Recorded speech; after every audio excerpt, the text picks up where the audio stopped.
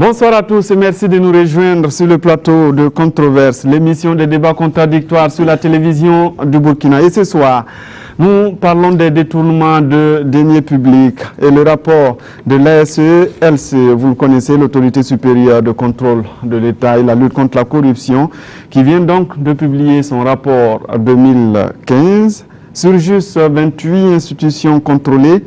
On note des malversations à hauteur de 31 milliards de francs CFA. Ces malversations, malgré le slogan « Plus rien ne sera comme avant », ont la peau dure dans notre pays. Mais à qui la faute? À cette question, nous allons donc apporter des réponses. Et pour en parler, nous avons M. Jérôme Compaoré, il représente le mouvement du peuple pour le progrès. Bonsoir. Bonsoir. Avec nous, le contrôleur général de l'État, M. Le docteur Luc Marius Ibriga. Avec nous aussi, Maître Guy Hervé Cam, il est le porte-parole du Balai citoyen. Et avec nous aussi, M. le député, l'honorable Yaya Zungrana, il est du Congrès pour la démocratie et le progrès. Bonsoir à tous et merci d'être venus donc parler de ce sujet aussi important. Alors, docteur, on va commencer l'émission par vous. Déjà, le rapport est sorti, vous l'avez remis aux autorités. Et ce qu'on note, c'est qu'il y a des malversations à hauteur de 31 milliards de francs CFA. La question qu'on se pose tout de suite, qui a pris cet argent et comment ça se passe pour justement arriver à ce résultat? Bien, merci beaucoup. Merci de votre invitation et la possibilité donnée d'éclairer l'opinion sur ce rapport. Et avant de répondre à votre question, il faudrait que j'explique comment l'ASE travaille. Ce rapport est la synthèse des missions exécutées par l'autorité supérieure de contrôle d'État et de lutte contre la corruption, les contrôleurs d'État, mais également les rapports de l'inspection générale des finances et des inspections techniques des services des ministères. Ce n'est pas simplement l'ASE toute seule, mais c'est tous les corps de contrôle administratif. C'est leur travail pour l'année 2014. Parce que le rapport 2015 fait état des activités 2014. Le rapport 2016 fera état des activités 2015. Et le rapport 2017 fera l'état des activités de 2016. Alors, pour être très clair, ce rapport-là ne fait pas le point du contrôle des activités de l'année 2015, l'année de transition. Non. Okay. Il s'est ajouté aux activités de 2014 un certain nombre de dénonciations et de missions commandées par la transition qui ont été faites en novembre et décembre 2014. Voilà pourquoi ces éléments sont ici. Mais ça n'a rien à voir avec ce que nous avons déjà eu à faire, à savoir l'audit de la transition. Mais le rapport 2016 va revenir sur la gestion 2015 qui est celle de la transition.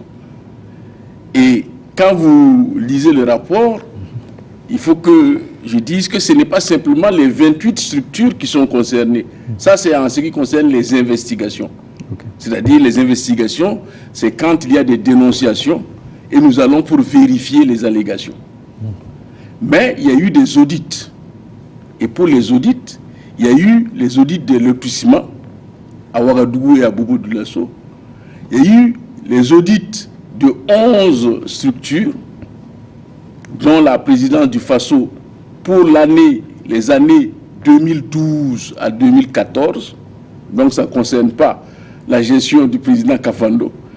Et il y a aussi la vérification de compte de dépôt. C'est tout cela qui conduit à une somme de malversation de 31 milliards. Mais quand vous prenez dans le rapport, il y a au niveau du chapitre malversation, vous avez un tableau. Le tableau vous dit quel est le rapport en question, quelle est la période concernée, quelles sont les diverses malversations, détournements, absence de pièces justificatives, autres malversations et un total. Et donc, sur ces 31 milliards, la période 2012-2014 de la présidence du FASO totalise à elle tout seule plus de 25 milliards. Pourquoi? Parce qu'en termes de détournement, nous avons constaté plus d'1 milliard. Mais en termes d'absence de pièces justificatives, cela s'élève à plus de 12 milliards. Et les autres malversations, à savoir des irrégularités, comme le fait que quelqu'un qui n'est pas comptable gère un compte de dépôt ou autre, s'élève à près de 11 milliards et quelques.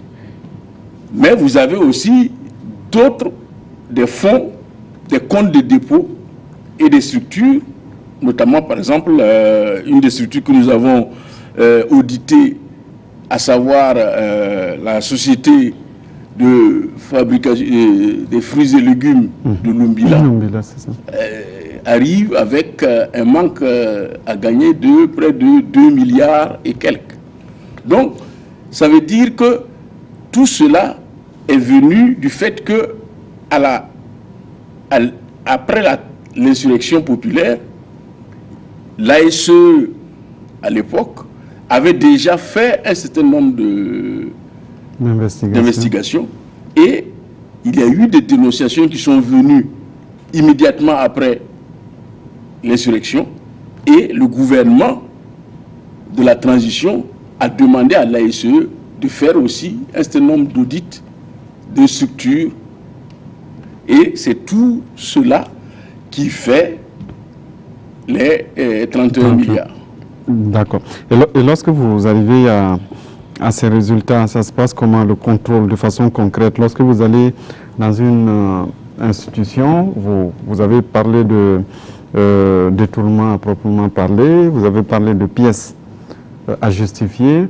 Est-ce que vous donnez l'opportunité aux responsables concernés de vous ramener les pièces ou bien ça se passe comment? Oui, c'est-à-dire que quand l'ASE va en contrôle, il prévient, si c'est un audit, il prévient la structure qu'elle vient pour un audit.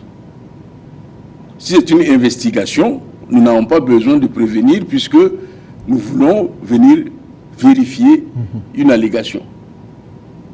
Et quand l'ASE arrive, elle demande qu'on produise un certain nombre d'éléments. Quand c'est une allégation, elle cherche à vérifier si l'allégation est fondée ou pas. Et si ce n'est pas fondé, elle met dans son rapport que ce n'est pas fondé. Et elle demande les pièces qui permettent, dans le cadre de la gestion comptable, de suivre les procédures telles que ces procédures sont prévues par la loi. Et donc, quand nous constatons une irrégularité, c'est la loi elle-même qui dit, quand, par exemple, vous changez de ligne budgétaire sans avoir eu l'autorisation, la loi dit que c'est considéré comme un acte privé. Ça veut dire que l'État, vous n'avez pas dépensé un sou de l'État et donc vous devez rembourser. Et donc voilà pourquoi nous faisons la différence entre les détournements, c'est-à-dire des sommes qui ont été sorties dont les personnes reconnaissent que ces sommes sont sorties parce que ces sommes ont été utilisées à des fins qui ne sont pas des fins telles que prévues, ou bien que ces sommes... Il faut dire à ce niveau que lorsqu'on parle de détournement, ça ne veut pas dire forcément que la personne a empoché cet argent. Ça ne veut pas dire que la personne a empoché, mais elle a utilisé cet argent pour autre chose que ce qui était prévu dans les textes. Mais la plus souvent, cela cache parfois aussi une dissipation de l'argent.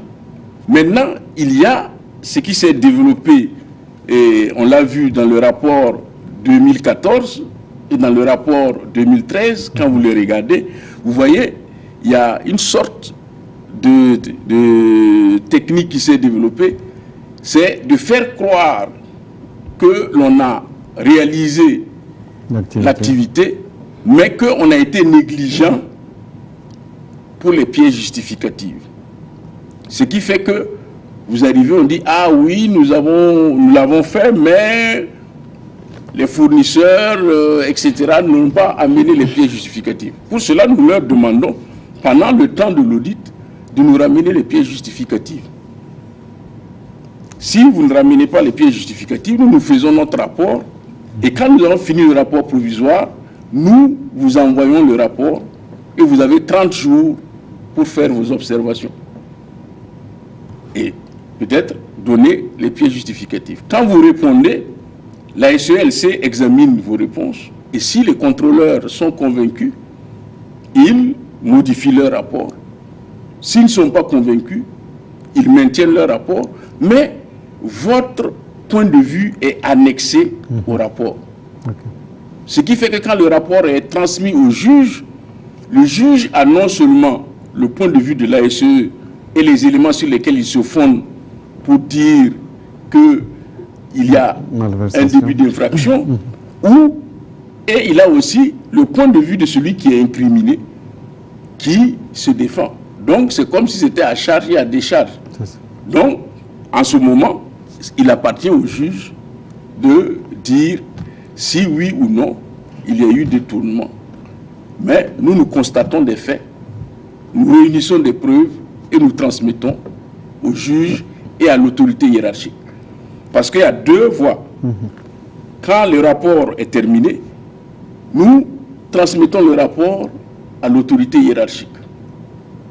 C'est-à-dire, si c'est une structure qui dépend du Premier ministère, le Premier ministre reçoit copie, la structure reçoit copie, la présidence reçoit copie. Et même tout le temps, le Premier ministère est toujours destinataire, la présidence du FASO et la structure. Et quand nous écrivons, nous disons bien aux responsables de la structure de communiquer le rapport à ceux qui sont incriminés dans le rapport.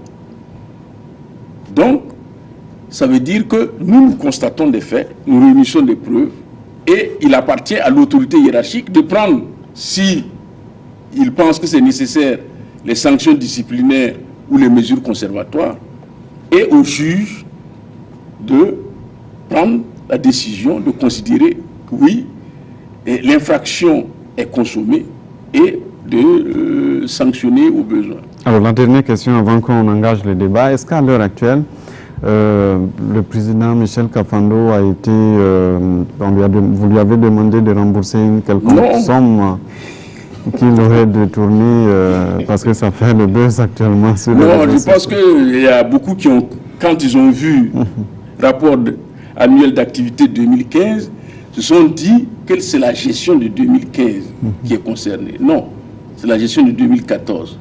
Et pour vous dire, l'audit de la présidence du FASO, c'est à la demande du président Kafando. C'est le président Kafando lui-même qui a demandé que la présidence soit auditée pour les années 2012 à 2014.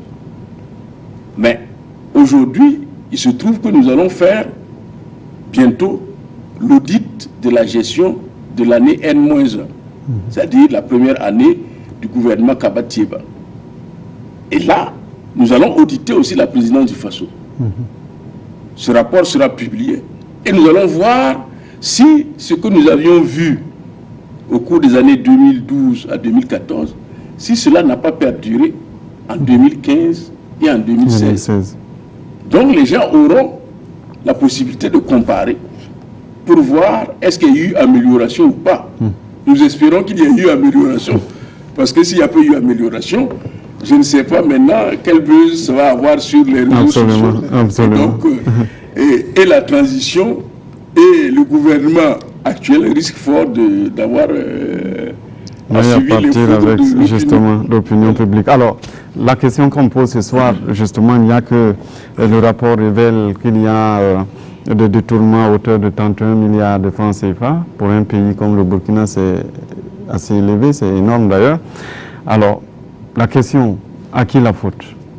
Qui peut être responsable de ces genres de situations qui arrivent régulièrement au Burkina? Parce que ce n'est pas la première fois que l'ASE ou bien la Cour des comptes, par exemple, publie ce genre de rapport.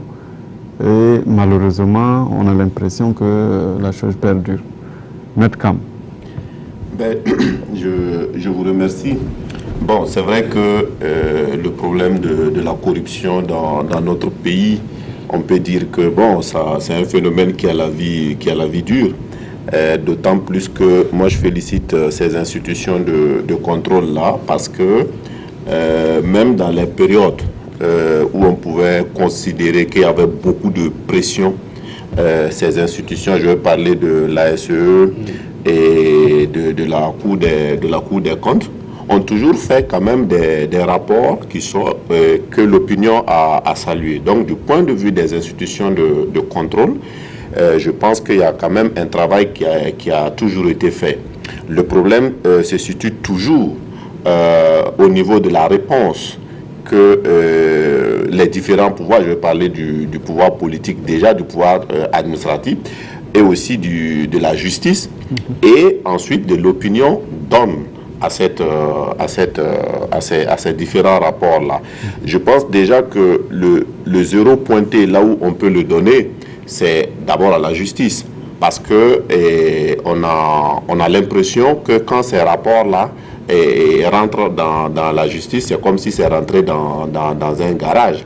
Et très souvent, on entend les juges au début, même on les entendait dire oui, il n'y a pas de plainte, alors même qu'ils peuvent même s'auto-saisir, même si l'autorité supérieure ne leur envoyait pas. Donc, le deuxième zéro pointé aussi qu'on peut donner, c'est l'exécutif. Parce que très souvent, au niveau de l'exécutif, quand les rapports sortent, on dit non, on a saisi la justice. Mais la saisine de la justice est une voie qui n'est pas à confondre avec le pouvoir de l'administration. Vous avez un agent fautif. Qu'est-ce que vous faites de lui?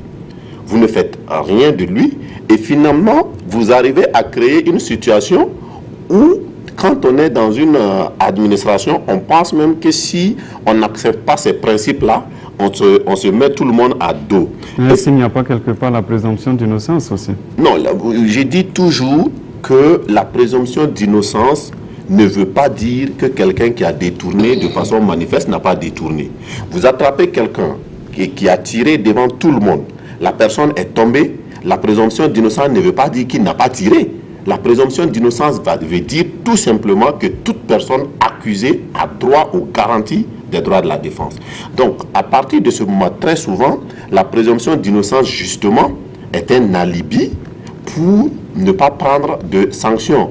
Moi, je me souviens que sous le régime défunt, on avait eu à faire des études où on est allé même jusqu'au constat de dire que finalement, en fait, ces rapports-là, au lieu d'être des outils de lutte contre la corruption, étaient devenus en fait des outils même de promotion de la corruption. Parce que l'autorité politique qui reçoit ça, bon, il prend, il pose, on ne va pas te sanctionner, mais on va te faire savoir que, voilà, on a un élément pour toi, pour que maintenant, finalement, toi-même, tout ton comportement soit dirigé en fonction de ça. Donc, à partir de là, il y a une responsabilité de l'exécutif qui est aussi grande. Et finalement, cette responsabilité de l'exécutif et cette responsabilité de la justice-là fait que, du point de vue de l'opinion, on a l'impression que la corruption est une pratique normale. Accepté. Et à partir de ce moment, le phénomène se systématise. Et donc tout le monde bondit là-dessus pour dire oui, c'est une responsabilité de tout le monde, alors qu'il y a quand même des gens qui sont payés pour donner le signal fort et qui ne le font pas. Alors, honorable député, on a parlé des régimes défunts, vous êtes visé.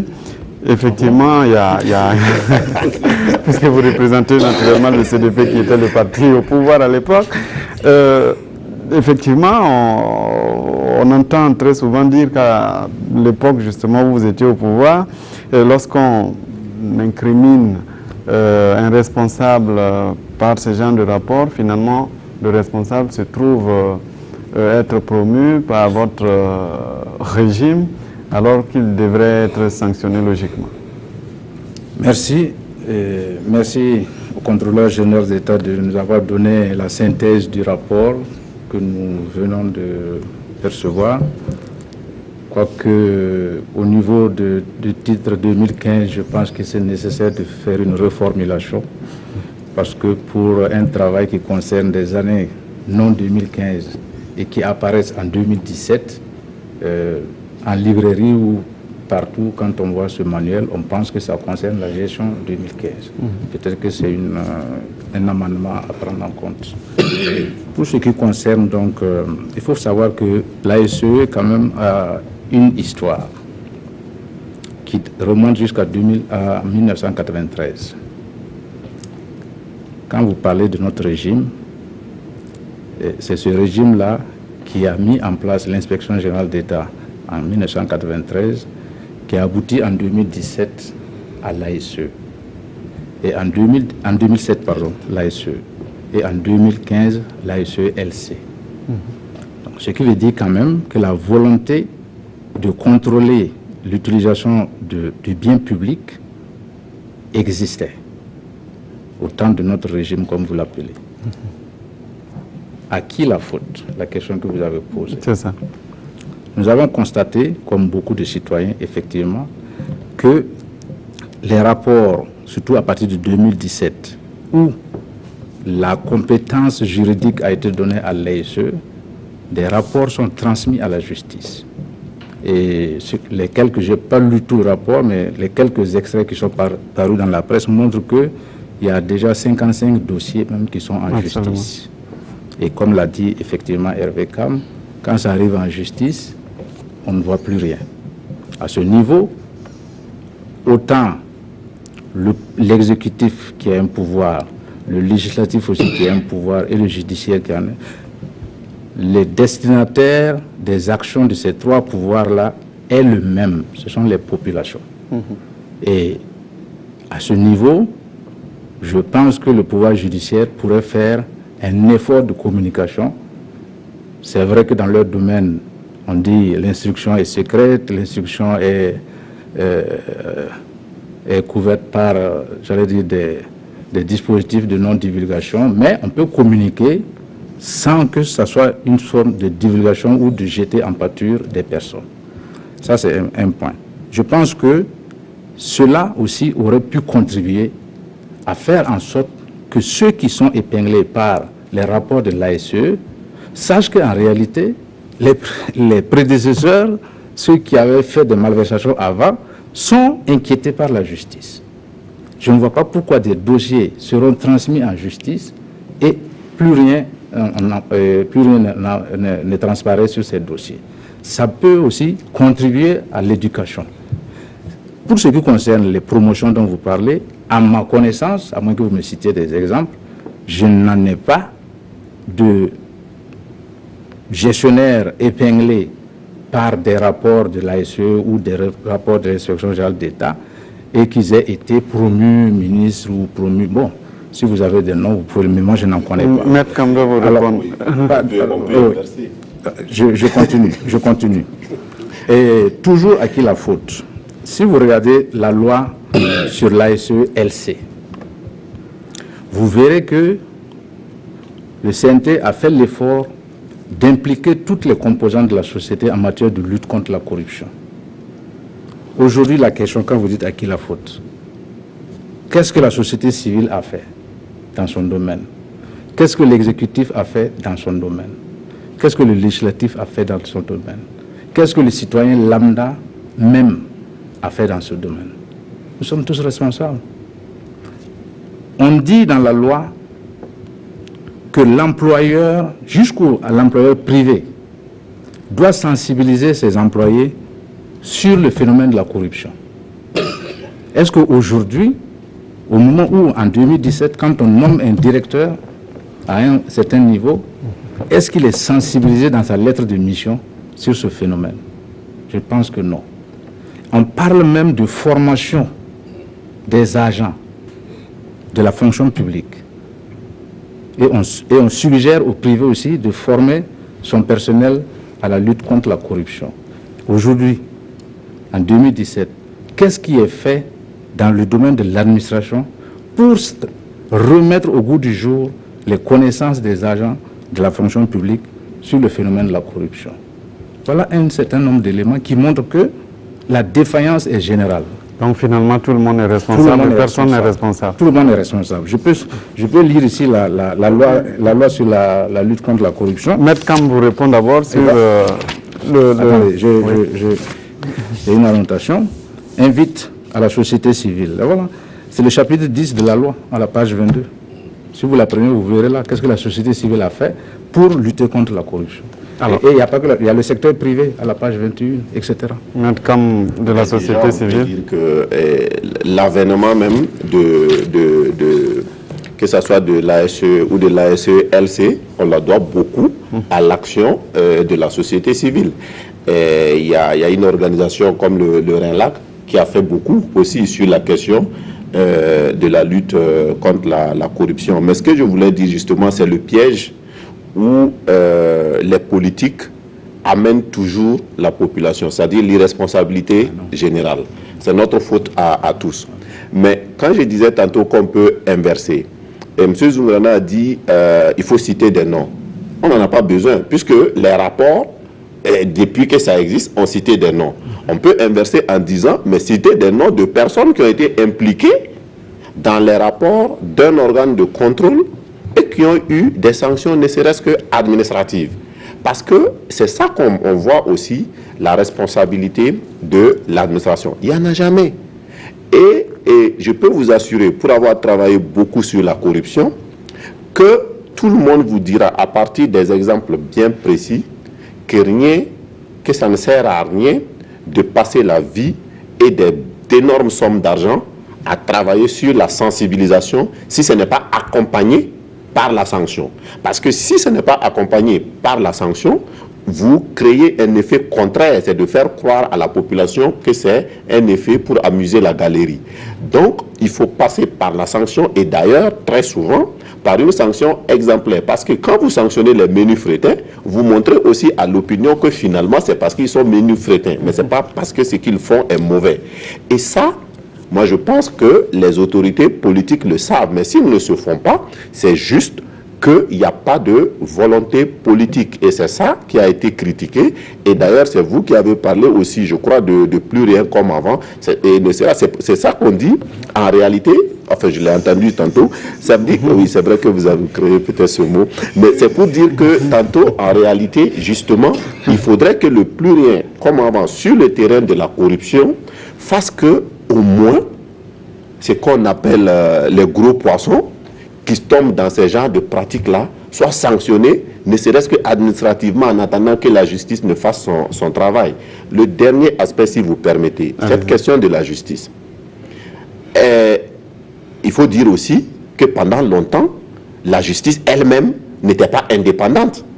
La justice elle-même ne pouvait pas faire ce qu'elle veut. On a vu des cas ici où des gens ont été placés sous mandat de dépôt et sur des questions de corruption, on se rappelle des affaires de la douane de Shell, où des instructions sont venues pour faire sortir ça, pour dire que ce n'est pas n'importe qui. Donc on a vu ça. Mais dans ce contexte-là, oui, la justice est fautive parce qu'on leur demande d'être des Rambo, mais bon, la responsabilité est encore partagée. Aujourd'hui, les textes sont faits pour que les magistrats soient indépendants. Oui, donc on est à l'aise pour les interpeller sur le sujet. Alors, Jérôme Compaoré. Très bien, merci. Avant de répondre à votre question, je voulais profiter de l'explication que le contrôleur général d'État vient de nous donner, livrer, pour dire que je me réjouis que les gens comprennent que non seulement le président Kafando n'est pas concerné par ce dossier de rapport, et encore moins le président Kaboré, avec le gouvernement de Paul Kabativa. Bon, ceci dit, j'allais dire comme les autres ont déjà un peu avancé, c'est un phénomène de société pour moi. Et le phénomène de société, ça se construit. Et nous devons ensemble. Au regard du bon travail qu'a le contrôleur général et son personnel, devons nous donner beaucoup de dynamisme, d'avancer. Et c'est une question d'avancer dans les procédures, dans les jugements et dans l'opérationnalisation pour éviter Et autant que quand vous parlez de 31 milliards, c'est effrayant. Et quand les bailleurs de fonds écoutent et suivent ça, mais je ne sais pas comment ça peut se passer. Donc, s'il le faut rentrer dans le détail, on le fera au cours de ces débats, mais j'ai dit que c'est un problème de société. Nous tous, nous sommes responsables et chacun doit, à son niveau, tirer des enseignements et apporter des meilleures solutions, propositions. Est-ce que Maître Kam n'est pas d'accord? Non, pas du tout. Vraiment pas du tout. Maître Kam d'abord. Après, on vous donnera la parole et le professeur va réagir. Je ne sais pas si le professeur est d'accord, mais moi, franchement, je ne me sens pas d'accord. Donc, le professeur qui n'a pas encore parlé va réagir. Okay. Je pense que la question de la responsabilité collective, elle amène à déresponsabiliser tout le monde. Absolument. Et donc, il y a un phénomène. Il y a des mécanismes qui sont mis en place. Et ces mécanismes-là, aujourd'hui, sont une exigence. Parce qu'aujourd'hui, la question de la bonne gouvernance est une conditionnalité par rapport aux ressources que le Burkina Faso reçoit. Et de ce point de vue, ce n'est pas pour rien qu'à un moment donné de son histoire, le Burkina Faso est allé vers l'ASE en fusionnant l'inspection générale d'État et la haute autorité de coordination de la lutte contre la corruption. Parce que, à ce moment, le Burkina Faso voulait montrer qu'elle voulait lutter contre la corruption. Et d'ailleurs, très rapidement, les contrôleurs d'État étaient nommés. Très rapidement, le contrôleur général Bessin a exigé que les contrôleurs d'État soient recrutés sur la base du concours pour éviter qu'il y ait des situations dans lesquelles des gens qui avaient eu à gérer, puisque souvent on envoyait des anciens ministres, des anciens responsables, et donc il n'est pas à faire douter du travail de l'ASELC. Donc aujourd'hui, tous les contrôleurs d'État qui sont à l'ASELC, à part 2 ou 3, les plus anciens, ont été recrutés par voie de concours. Et donc, en ce moment, il faut que le contrôle soit serré. C'est-à-dire, plus on élargit le contrôle, les temps de contrôle, plus vous offrez des possibilités de détournement. Que ce soit au niveau de l'inspection des finances, que ce soit au niveau du trésor, que ce soit ailleurs. Quand un comptable n'est pas contrôlé, il germe dans sa tête le fait qu'il peut prendre et que, bon, l'inspection ne va pas venir. Et malheureusement, l'inspection arrive et c'est le chaos. Donc, voilà pourquoi la loi organique 082 a élargi les compétences de l'ASELC et lui a même donné des pouvoirs de police judiciaire. Et actuellement, il y a une restructuration des corps de contrôle pour créer un emploi d'auditeurs internes des ministères qui ne dépendront plus du ministre, mais qui seront directement rattachés à l'ASELC. Donc, il faut que nous construisions une infrastructure qui enserre la gestion du bien public. Sans cela, vous allez ouvrir la porte à la corruption. Mais, comme a dit Maître Kam, il faut en amont que la sensibilisation aille depuis le primaire pour créer dans l'esprit des Burkinabés la culture du refus de la corruption. Mais aussi qu'il y ait sanctions. Et sur ce plan, je dis, le problème c'est que les rapports de la SELC n'étaient pas et ne sont pas prioritaires quand ils arrivent dans un cabinet d'instruction.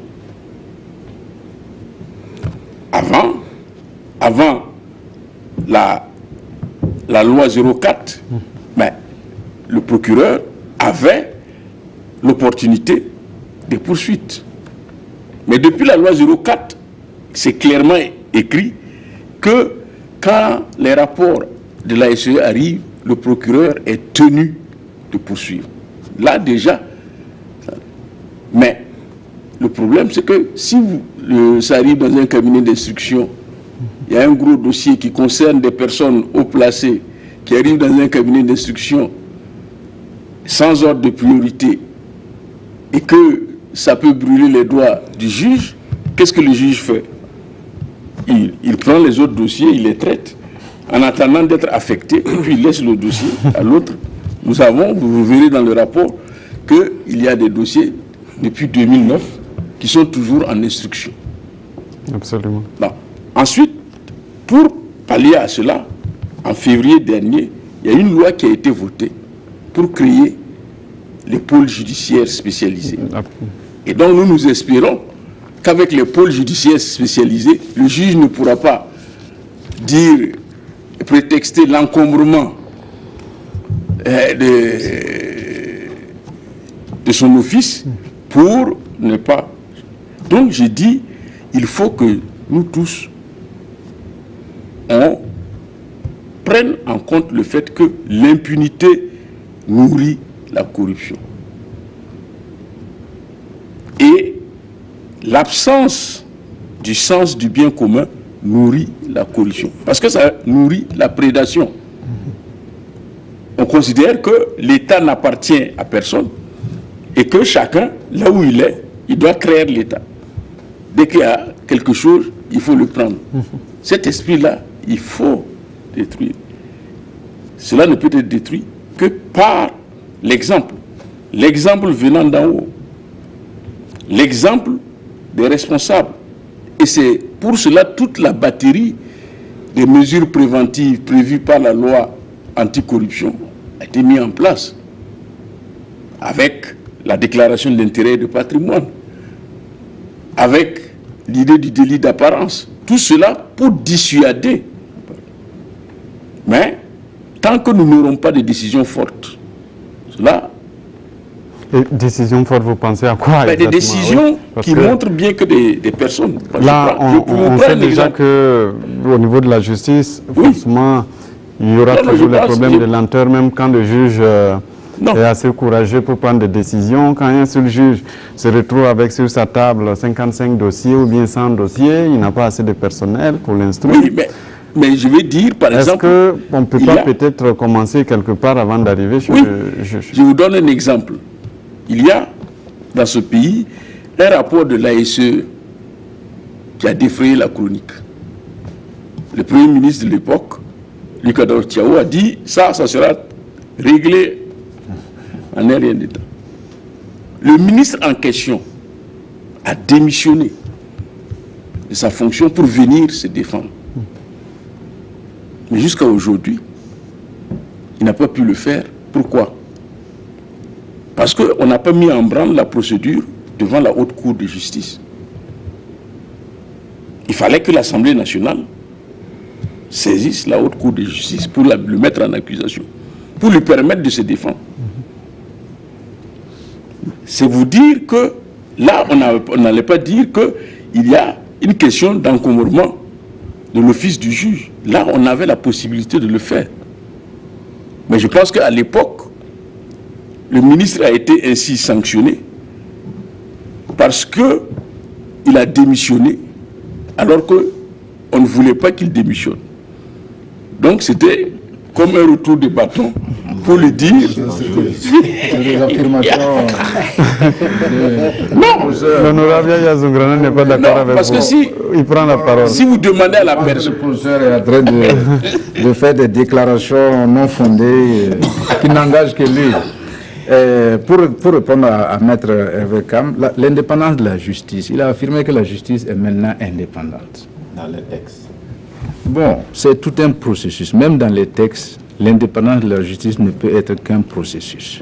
Et ce n'est pas parce que les événements de 2014 sont arrivés, 2015 est passé, qu'en 2016, l'indépendance de la justice peut être affirmée. Donc, je vois toujours les choses, même dans le sens de l'amélioration, et surtout dans le sens de l'amélioration, sous forme dynamique, à travers un processus. On ne peut pas dire qu'aujourd'hui, affirmer que même dans les textes aujourd'hui, là, la justice est indépendante.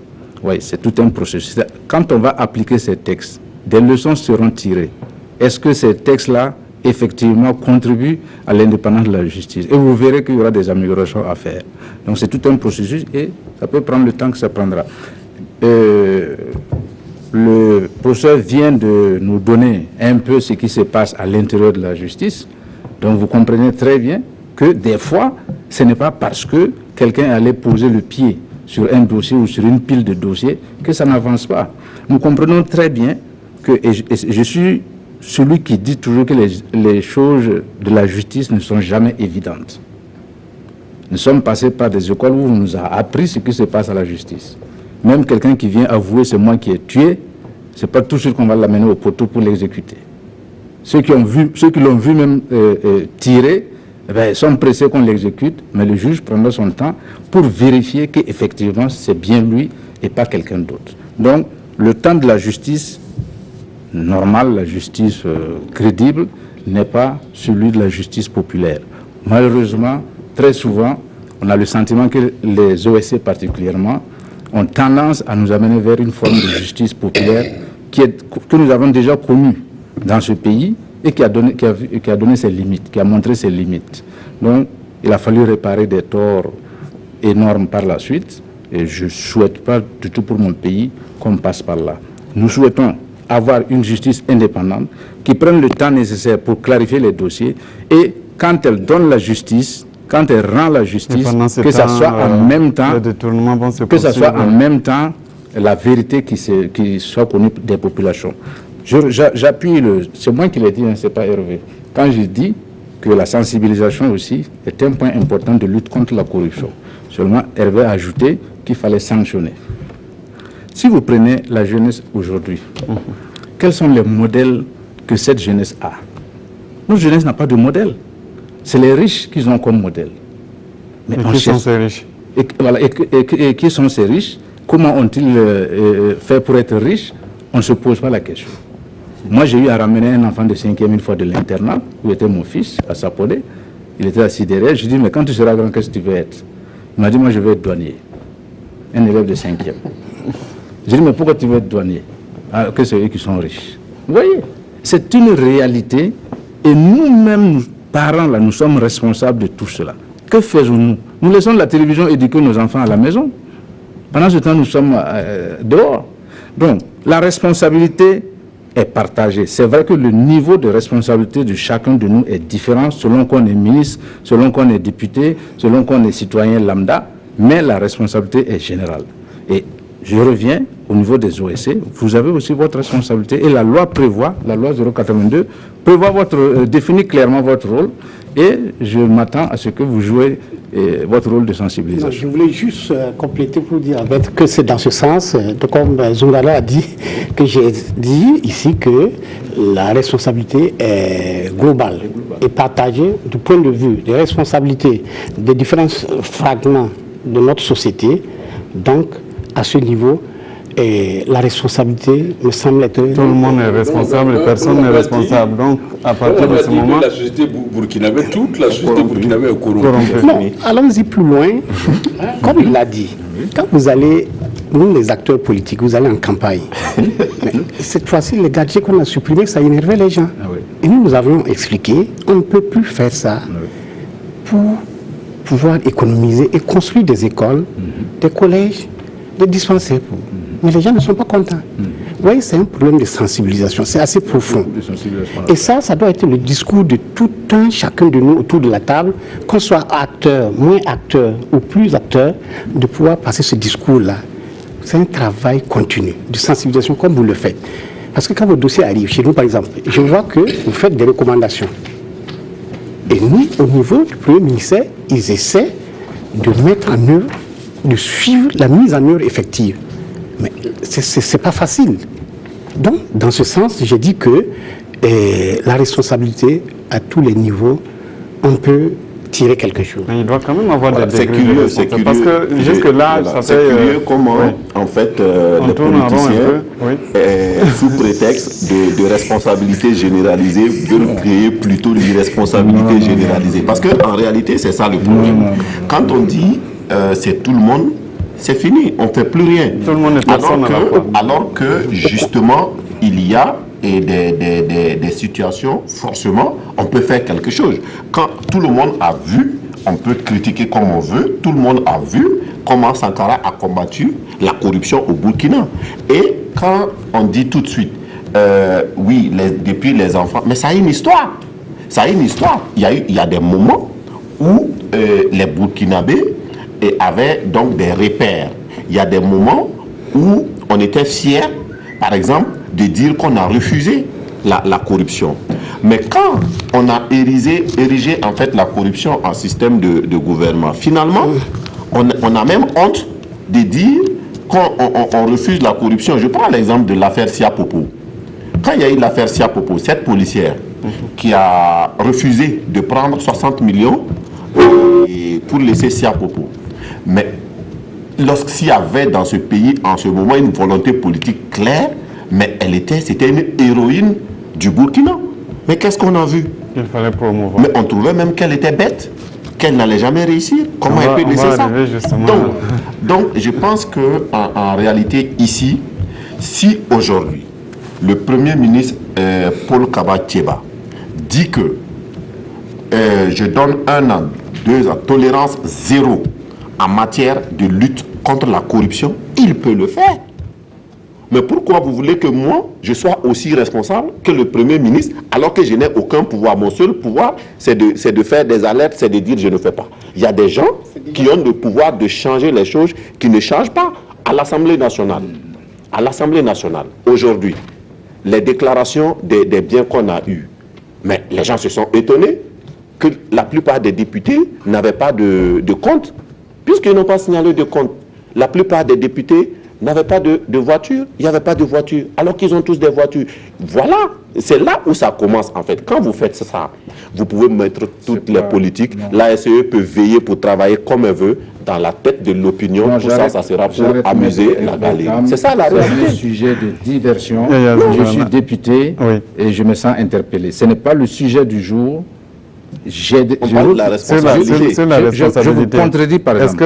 Je roule avec une voiture qui est la voiture de mon entreprise. Je l'ai achetée avant d'être député. Le budget de vous avez déclaré votre entreprise alors? Bien sûr, les actions que j'ai dans mon entreprise, c'est ça que j'ai déclaré. C'est ça que j'ai déclaré. Je ne vais pas venir déclarer la voiture de mon entreprise alors qu'elle ne m'appartient pas. C'est déjà une réponse. Non, mais ce n'est pas le sujet du jour. Ce n'est pas le sujet. Vous parlez des députés. Voilà, moi, je prends mon cas, je suis un député, je vous réponds. Donc, arrêtez, parce que ce sont ce genre de phrases lancées sur les réseaux sociaux et sur la presse qui enflamment les choses. On a vu les déclarations des biens. J'ai vu, par exemple, moi, j'ai rempli, et heureusement, il est là, ce n'est pas le sujet. Mais quand j'ai rempli le formulaire, nulle part je n'ai vu compte bancaire. Oui. Vous voyez, donc ce n'est pas le sujet. Bon, je pense qu'on va quand même... Moi, je vous dis, sinon ça, donc, faites une émission là-dessus. Je pense que Maître Benouende, même sur une des radios, a tenté de répondre. Et moi, lui, il a déclaré... Bon, on va revenir justement sur la question des responsabilités. Lui, il est dans le domaine, il est député depuis combien d'années, mais vous verrez que la majeure partie des nouveaux députés n'ont pas... Sur la responsabilité. Je vais expliquer cela parce que la plupart des députés ont fait leur déclaration sur la base du formulaire du Conseil constitutionnel.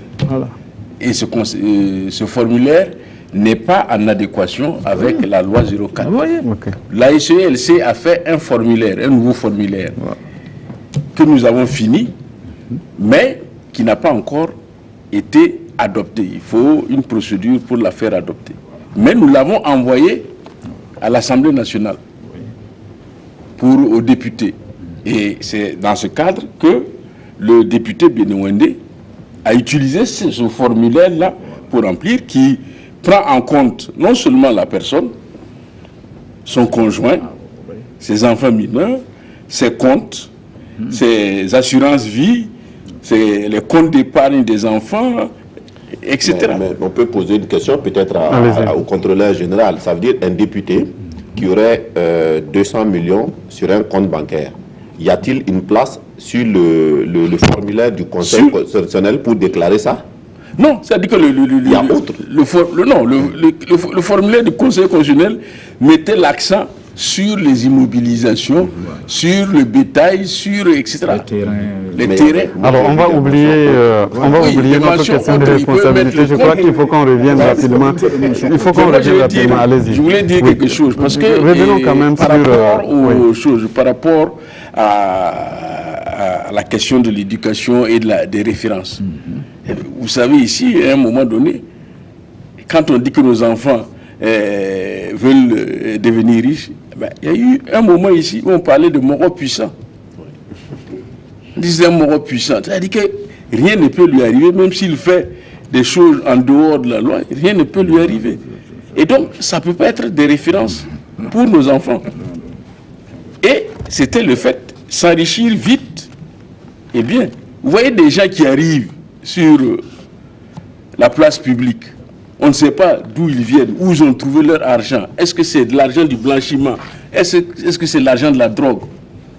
Mais la personne, parce qu'elle est riche, vous allez même voir des vieilles personnes qui peuvent être son papa, aller se courber devant lui parce qu'il a des feuilles à lui donner.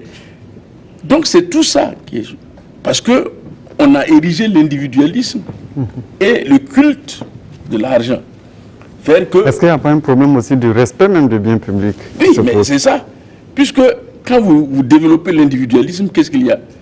Ça devient la prédation. Mais on peut pas mettre ça sur le compte d'un pouvoir. Non, on peut mettre ça sur le compte d'un pouvoir.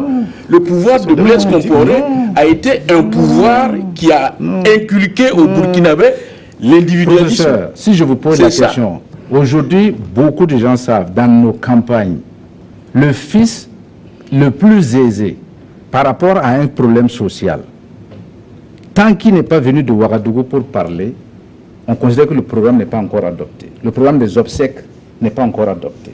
Est-ce qu'il a fallu un pouvoir pour aller inculquer ça au village? Mais bien sûr. Non. C'est une mentalité. C'est une évolution. On va parler l'un après l'autre. C'est une évolution de nos sociétés et il faut en tenir compte et trouver les garde-fous nécessaires pour que le village, la famille dans le village ne se désintègre pas par rapport à la mondialisation, au phénomène de la mondialisation. C'est cela la réalité. Le Burkina Faso n'est pas en dehors du monde. Le Burkina Faso est dans le monde et donc influencé. Le contrôleur d'État vous répond. Dans le monde, il y a des pays qui sont pas très... qui sont à l'abri. Hein. Non, je ne suis pas d'accord que mettre les phénomènes... Le régime... L'ancien régime n'est pas responsable de ça. C'est trop facile. Voilà. Non, parce que quand vous regardez, et ça c'est la formule est bien connue, le poisson pourrit par la tête. Non. Ça c'est clair. Et le fait est là, qu'on a vu les passe-droits donnés à la belle-mère. Ça c'est une réalité au Burkina Faso. Ça existe. C'est pas une invention. C'est des passe-droits. Et ça encourage des situations dans lesquelles le responsable peut-être d'une direction générale ou bien d'une direction qui est dans la fonction publique à déterminer. Vous voulez que je vous donne des cas? Alors, je crois que le débat se passe entre vous. Maître Kam a la parole. Moi, je suis de l'école. Maître Kam. Nous sommes de la même école d'ailleurs. Maître Kam. Maître Kam. Voilà. Ce que je voulais dire, c'est que j'ai bien aimé une fois justement le professeur Pierre Beyer qui disait il y a quelques années que en fait dans ce pays il y a des gens qui peuvent raconter l'histoire de leur fortune. Il y en a dont la fortune n'a pas d'histoire. Et on a vu ça. Beaucoup de gens dont la fortune n'a pas d'histoire. Des gens qui sont dans la fonction publique parce qu'ils sont d'art, parce qu'ils sont ci, parce qu'ils sont ça. Ils peuvent tout acheter et c'est ça qui fait rêver. Quand on dit, on prend l'exemple des funérailles au village, pour dire qu'en réalité, ce n'est pas le pouvoir. Mais c'est le référent. Avant, quand on enterrait, quand on faisait des doigts, est-ce que ça prenait les dimensions que ça prend aujourd'hui? Mais si on érige ça, c'est dans ça, et que pour qu'il y ait des funérailles, il faut qu'il y ait donc c'est cela. Et maintenant, tout le monde se bat pour faire les funérailles comme tout le monde le fait. Et donc, à partir de ce moment, oui, il y a eu un changement, mais c'est un changement de valeur dont la première responsabilité est des politiques parce que c'est eux qui donnent l'orientation. Tant que des politiques ne vont pas se dire. Nous allons donner une orientation pour que ce pays-là, les habitants reflètent le nom du pays, c'est-à-dire des hommes intègres. On ne va jamais changer. Parce que c'est ça la réalité. On ne va jamais changer. Alors, monsieur Compaoré, d'abord avant vous. Okay. Oui, je crois que ce qu'il vient de dire, le processus est déjà lancé. Il y a un début, ça il faut le reconnaître. Mais vous savez, on revient de très loin. Ça aussi, il faut le reconnaître. Non, on est en train de construire, nous sommes dans une société en pleine reconstruction. Il faut l'accepter. Il y a des étapes. Si nous survolons rapidement, ça va se retourner tous contre nous un jour. J'ai une question. Vous pouvez poser la question, honorable. En 2015, maître, quand vous parlez de fortune sans histoire, en 2015, par quel processus vous êtes allé défendre l'État burkinabé à la Cour de justice de la CEDEAO? Il y a un député qui a posé la question en question écrite. Donc, comme vous êtes député, c'est moi-même. Voilà, donc on va vous répondre. C'est moi qui donc on va vous répondre. Moi, j'attends qu'on donne la réponse. Je pense qu'il faut être modeste dans ses prétentions. Comme je répète, c'est la dynamique de la consolidation, escalier par escalier, qui va nous amener vers un horizon meilleur. Oui, mais à ce processus-là, on a l'impression que pour la révolution, il y a une coalition de politiques qui veut forcément ne pas pour donner la leçon aux autres. Oui. Moi, je sais, j'exerce dans le privé, je sais quelles sont les souffrances que j'ai eues pour être là où je suis, et avec toutes les difficultés que j'ai jusqu'à aujourd'hui, dire que le régime m'a profité, ça serait une... Je pense qu'on pourrait même peut témoigner. Mais... ce n'est pas des questions individuelles. Non, je sais. Mais je parle de votre cas particulièrement. C'est la question. Absolument, aujourd'hui, l'État burkinabé est menacé au niveau de la Cour internationale de justice du commerce international à Paris. C'est maître Guy Hervé Kam qui va aller défendre l'État burkinabé encore. À la suite d'un appel d'offres. Bon, d'accord. Non, je pense qu'ici, il faut que les politiques comprennent qu'ils doivent agir. Bien sûr. La preuve, ce n'est pas une révolution. Voilà. Le nouveau président français qui est arrivé, qu'est-ce qu'il a fait? En moins de moralisation de la vie publique. La moralisation de la vie publique l'a fait. Il y a un projet de loi qui va être déposé. Il a été élu quand? Ses ministres, il a fait vérifier que personne n'a une casserole. Mais même malgré tout ça, il y a un qui risque de démissionner. Donc, ce sont ces gestes forts-là qu'on demande.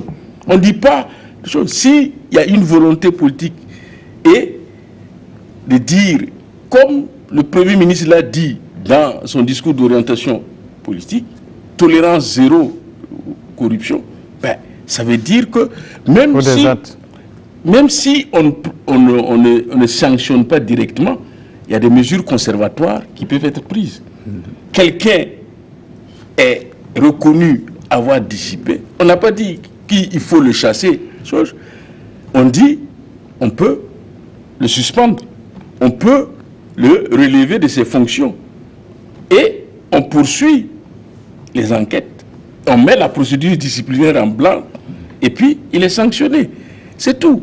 Mais si, véritablement, celui-là se trouve dans cette situation, épinglé par plusieurs rapports, IGF, ASE, LC, et les recommandations dans les rapports disent de le relever de ses fonctions avec poursuite judiciaire. Et cette personne est nommée. Le lendemain. Ben, en ce moment, ben, les autres, il y a des cas qui sont avérés. Et la SELC a reçu des dénonciations de fonctionnaires qui disent, mais nous ne comprenons pas. Et donc, c'est pour vous dire qu'il faut agir. Parce que, quand vous écoutez les émissions interactives, quelque chose et qui se passe, il y en a qui disent même, ben, ces rapports-là, ça ne vaut plus rien. Il faut laisser ça. Parce que ben, c'est comme ça. Ben, si tu peux prendre, il faut prendre. Si on t'a attrapé, c'est que tu n'as pas eu la chance. Et puis voilà. Tu n'as pas de protecteur. Voilà. Monsieur Compaoré, vous êtes interpellé justement. Je suis sur la dynamique. Hein, donc, le gouvernement Théva fait des efforts dans ce sens.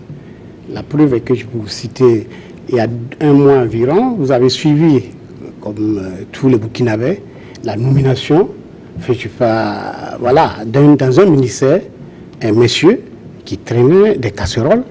Et dans le dossier, le Premier ministère avait été mis en copie plutôt.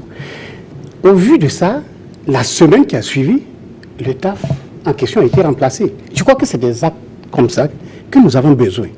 Et on s'inscrit dans cette dynamique. Et cette dynamique... Est-ce que ce n'est pas des actes mineurs? Est-ce qu'on arrive véritablement à frapper là où il faut? Comme il est dit, le poisson pourri par la tête. Est-ce qu'il n'y a pas de gros poissons qui sont protégés dans tous les cas, comme je l'ai dit, comme le poisson pourri effectivement par la tête, le jour que les gens vont fermer les yeux devant des vérités, comme nous l'appelons, ils vont aussi payer aussi cher que les autres. Là, nous sommes dans une société qui évolue. Et aujourd'hui, on ne peut pas fermer les yeux sur des dossiers qui brûlent la tête de tout le monde. Est-ce que la question qu'on va aborder tout à l'heure, est-ce que ce n'est pas finalement trop tard? Parce qu'aujourd'hui, lorsque vous voyez dans les services publics, les gens se bagarrent forcément pour arriver à des postes de responsabilité, se disant peut-être que c'est l'occasion de, on va dire le mot, s'enrichir, de prendre quelque chose. Est-ce qu'aujourd'hui, on peut encore revenir sur... Non, c'est pas du tout tard. Parce que contrairement à ce que les gens veulent nous faire croire sur ce tableau-là, il ne faut pas penser honnêtement que c'est la corruption, vraiment, ça concerne les Burkinabés. Les Burkinabés ne sont pas des gens mauvais. Les gens mauvais dans le sens de la corruption, là, on les juge à partir de qui?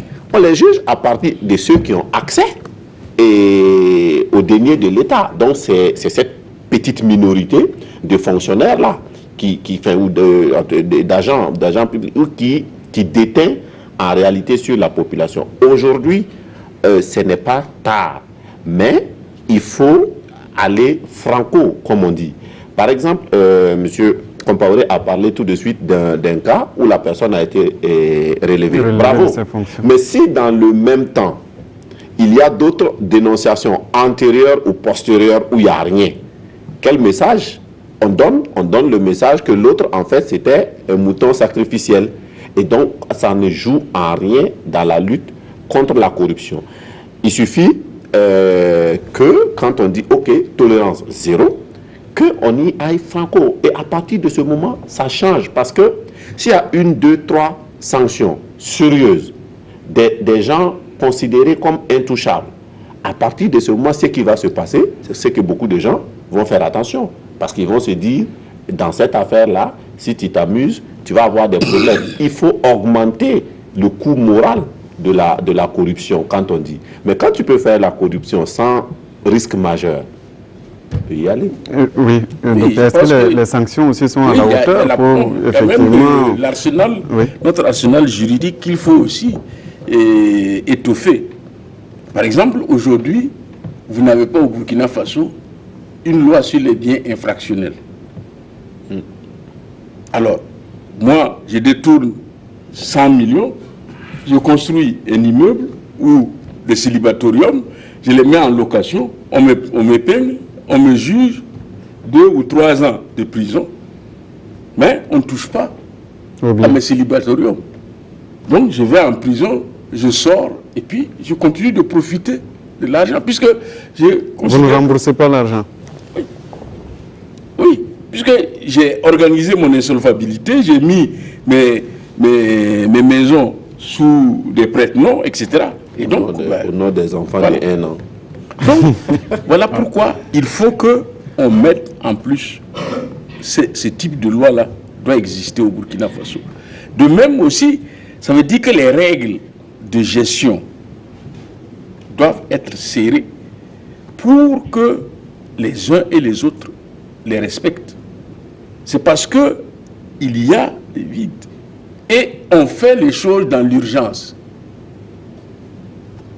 Ce qui fait qu'on ne respecte pas les règles de l'orthodoxie financière et en ce moment, les gens se donnent aucun choix. Quand vous prenez par exemple la question du 11 décembre et vous attendez jusqu'au mois de mars ou avril pour lancer l'organisation du 11 décembre. Ben, ça veut dire que vous mettez tout dans l'urgence.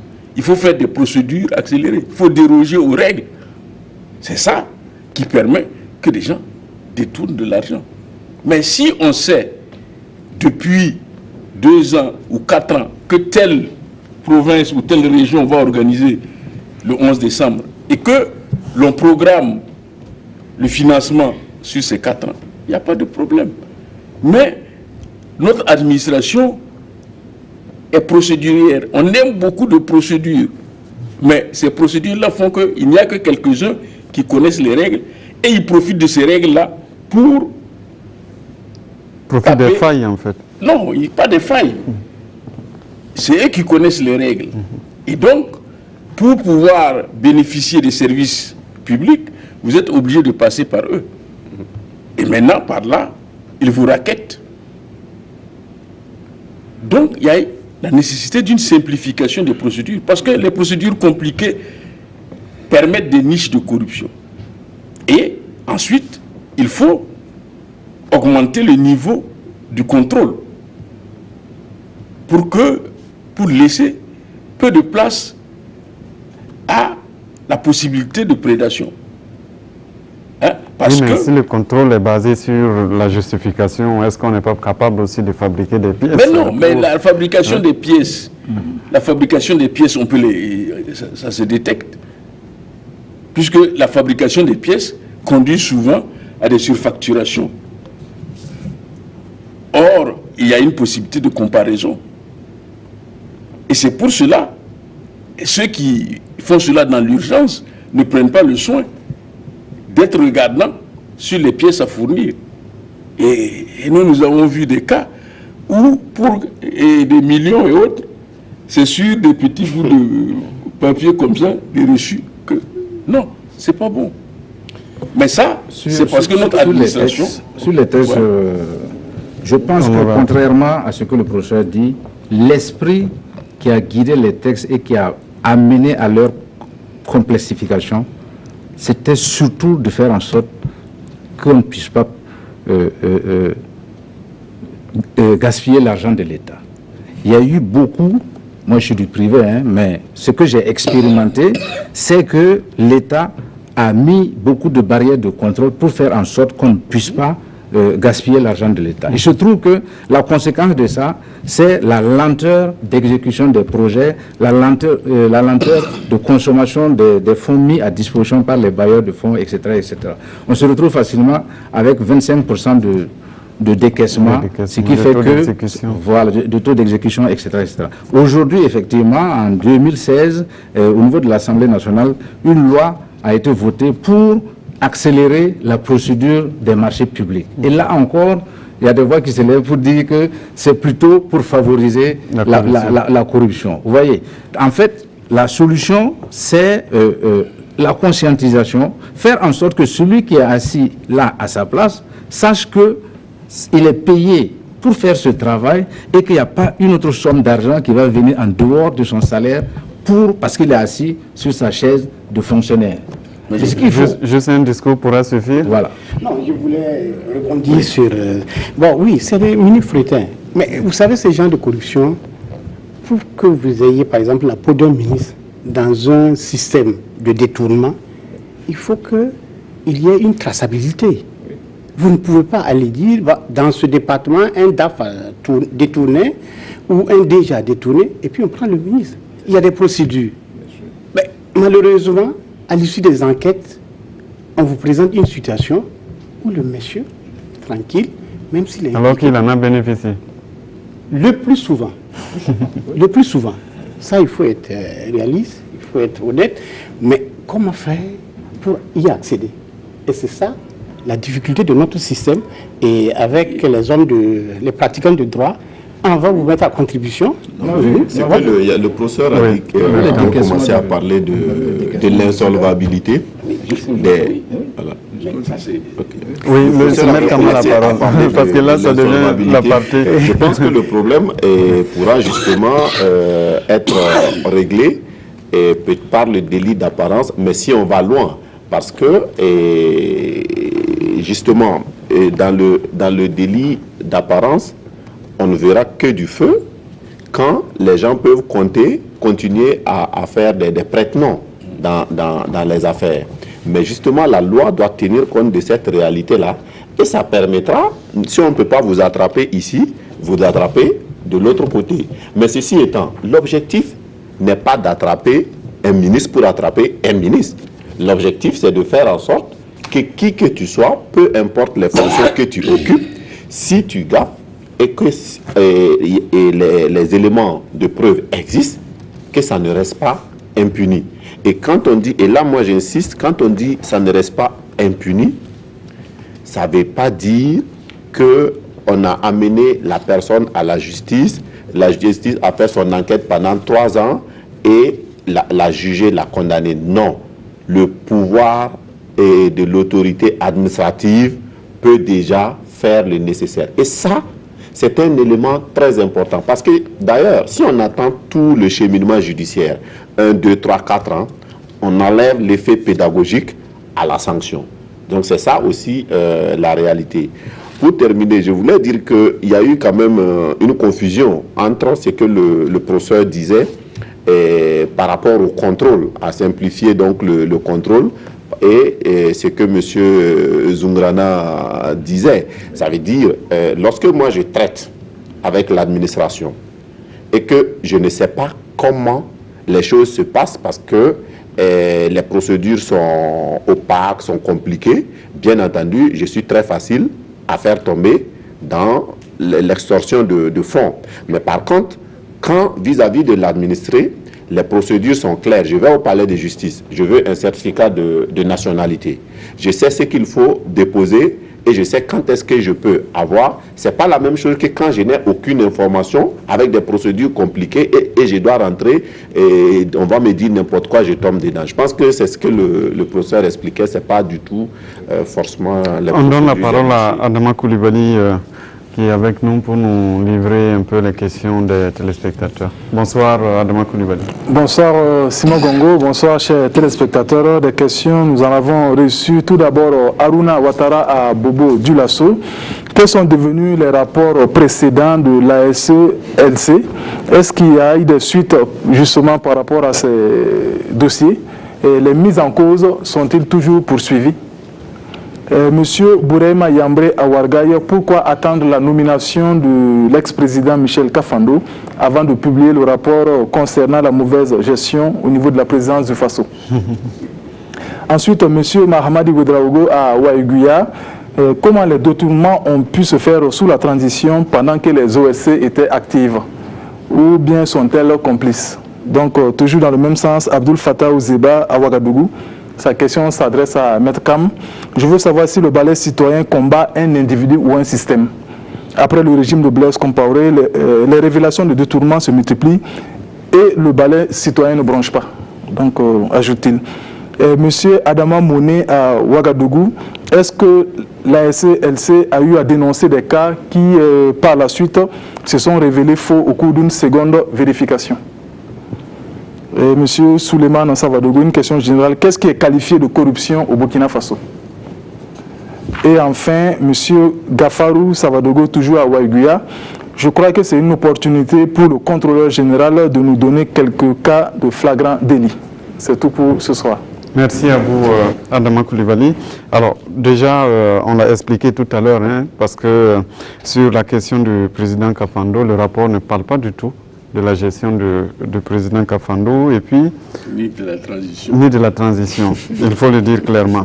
Ensuite, sur ce que les anciens rapports sont devenus, est-ce qu'il y a des dossiers en justice? On a parlé de 55 dossiers en attente de jugement. Vous verrez dans le rapport ici, il y a une rubrique suivie des recommandations et des affaires en justice, dans lequel nous reprenons tous les dossiers qui ont été introduits en justice et vous avez l'état d'avancement de leur traitement. Il y en a qui n'ont pas du tout avancé, il y en a qui sont à la phase d'instruction, il y en a pour lesquels des condamnations ont été prononcées. Il y en a aussi où ce sont des non-lieux. C'est vous dire que, de ce point de vue, nous formons le vœu que les pôles judiciaires spécialisés soient rapidement opérationnels. Parce que là, on pourra voir véritablement si, au niveau de la justice, il y a une volonté de traiter les dossiers. Parce que là, le juge, comme je disais tout à l'heure, ne peut plus se réfugier derrière le fait qu'il a beaucoup de dossiers. Il est spécialisé dans ces questions. Et donc, il pourra traiter les dossiers. Et donc, ce que l'on peut dire à ce niveau, et je voudrais répondre à un de nos téléspectateurs, c'est que au niveau de la SELC, il y a un principe dans notre manuel de procédure. Quand, lors d'un contrôle, nous constatons une dissipation de biens publics à hauteur de 1 million, c'est systématiquement envoyé au juge. Parce que quand on atteint 1 million, c'est un crime. Systématiquement. Maintenant, pour les autres procédures, les gens, la plupart du temps, les gens s'engagent à rembourser. Et donc, il y a un acte qui est fait et la personne va verser l'argent au trésor. De la même manière que ceux qui doivent à l'État, la SELC est fondée, si elle est au courant, de leur demander de rembourser l'argent de l'État. Nous devons prêter concours au service de l'État pour recouvrer les créances de l'État avec l'AJT. Donc, ça veut dire que l'agent judiciaire du Trésor. Ça veut dire que quand nous faisons nos rapports, ce rapport a été publié en 2015. Pourquoi il a été publié en 2015? Normalement, ce rapport aurait dû être remis en fin 2016. Mais à la fin de 2015, le gouvernement de la transition nous a demandé de faire l'audit de la transition. Le gouvernement, le président Roch-Marc Christian Kaboré, quand il est arrivé, lui aussi, il a confirmé le besoin qu'on fasse l'audit de la transition. Donc, au lieu de nous occuper de compiler nos documents pour le rapport 2016, nous avons fait l'audit de la transition. Nous avons fini cela au mois d'avril. Ensuite, nous nous sommes occupés de faire la dette intérieure, l'audit de la dette intérieure que nous avons fourni. Et ensuite, nous avions la vérification des avantages indûment perçus par les personnels de l'enseignement et de la santé dans 12 régions du Burkina Faso. Ça nous a amenés vers la fin de l'année. Voilà pourquoi ce rapport n'a pas pu être présenté au chef de l'État en 2016. Mais à la fin de cette année, nous allons présenter le rapport 2016 pour rattraper et être dans le temps. Donc le rapport 2015 traite des activités 2014. Ça ne concerne ni la gestion du président Kafando, ni la gestion de la transition.